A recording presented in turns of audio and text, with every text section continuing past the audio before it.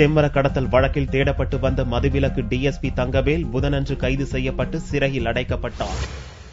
வேலூர் மாவட்டம் அலமேலு மங்காபுரத்தில் கடந்த மே மாதம் 3 டன் செம்மரக்கட்டைகளை போலீசார் பறிமுதல் செய்தனர். இச்சம்பவம் தொடர்பாக திருமலைக்குப்பத்தைச் சேர்ந்த சாமி, வெங்கடேசன் மற்றும் போலூரைச் சேர்ந்த தங்கராஜ், பெருமாள் ஆகிய 4 பேரை போலீசார் கைது செய்தனர். இவர்களிடம் நடத்திய விசாரணையில் மதுவிலக்கு துணை கண்காணிப்பாளர் தங்கவேல் தலைமையில் போலீசாரை செம்மரங்களை வெட்டி கடத்துவதும் அவற்றை விற்பனை செய்வதும் தெரிய வந்தது. இதையடுத்து வாணியம்பாடி மதுவிலக்கு போலீஸ் நிலையத்தைச் சேர்ந்த தலைமை காவலர்கள் சாமுவேல், சவுந்தரராஜன், காவலர்கள் ராஜேஷ் மற்றும் சீனிவாசன் ஆகியோர் கைது செய்யப்பட்டனர். மேலும் தலைமறைவாகி இருந்த டிஎஸ்பி தங்கவேலை போலீசார் தீவிரமாக தேடினர். இந்நிலையில் தங்கவேலு காட்பாடி பகுதியில் காரில் வந்தபோது போலீசார் மடக்கி பிடித்தனர். பின்னர் புதனன்று நள்ளிரவு ஆம்பூர் நீதிமன்ற நீதிபதி ஆனந்தராஜ் முன்பு ஆஜர்படுத்தி நீதிமன்ற காவலில் சிறையில் அடைத்தனர். முன்னதாக பத்திரிகையாளர்களை தங்கவேலுவை படம் எடுக்க விடாமல் போலீசார் தடுத்ததால் அங்கு பரபரப்பு நிலவியது.